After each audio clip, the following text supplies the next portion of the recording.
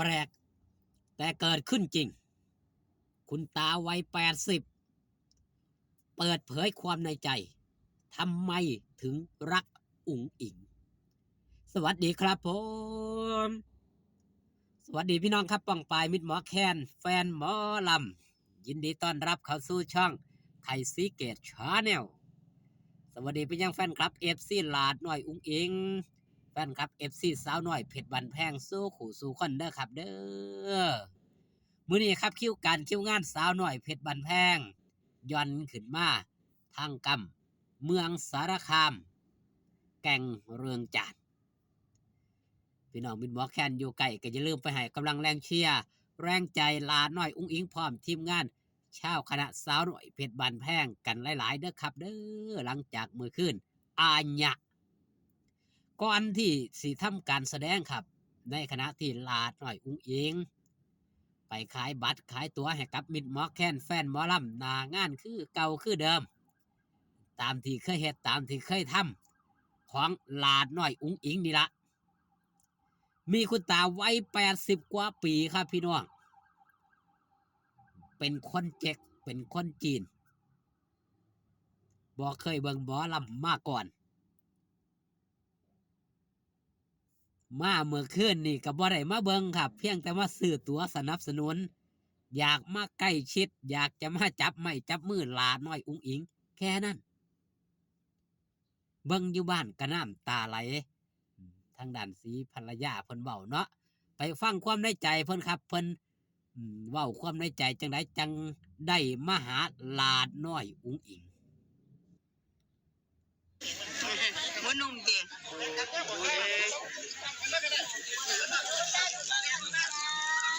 มองกล้องหน่อยค่ะมองกล้องมาหายายเลยดีใจอยู่แม่ไม่เคยไปดูเล็กๆน้อยๆนะลูกแกบอกถ้าแกมีเงินแกให้เป็นพันๆแกไม่ตกลงกับตาที่เข้าไปกลับบ้านเลยเนาะซื้อตั๋วให้แกร้องไห้เลยไป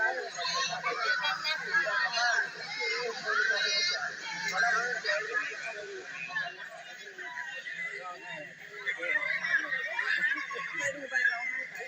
ไม่รู้ซื้อตั๋วมาให้ไปเข้า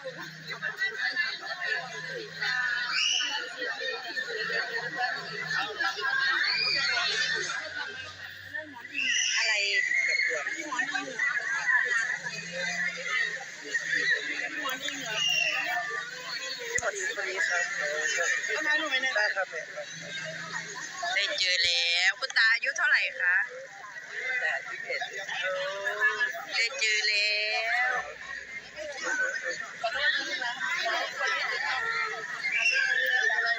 อย่าบังลูกนะ1 2เห็นแล้ว1 2โอเคครับคนจีน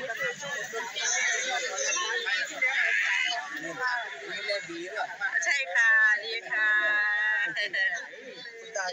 มือนุ่มๆเลยลุงยิงวะ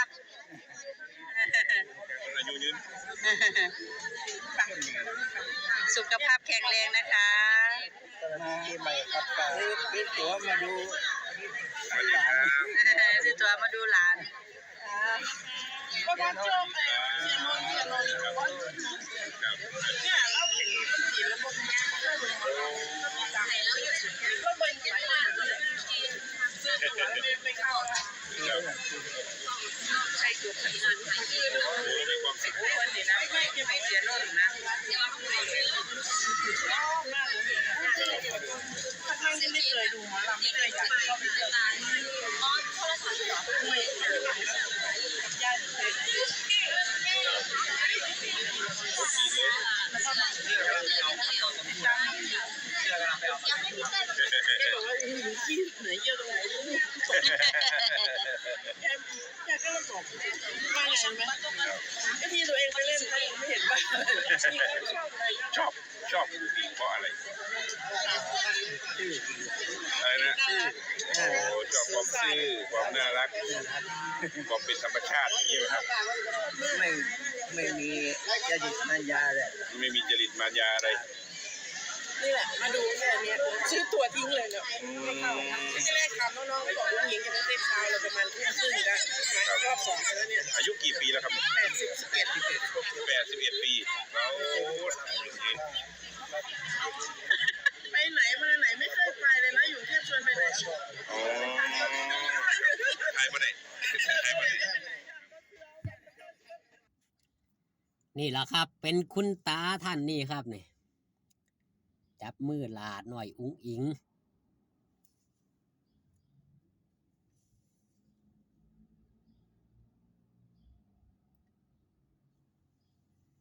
บ่เคยไปเบิงหมอลำวงใด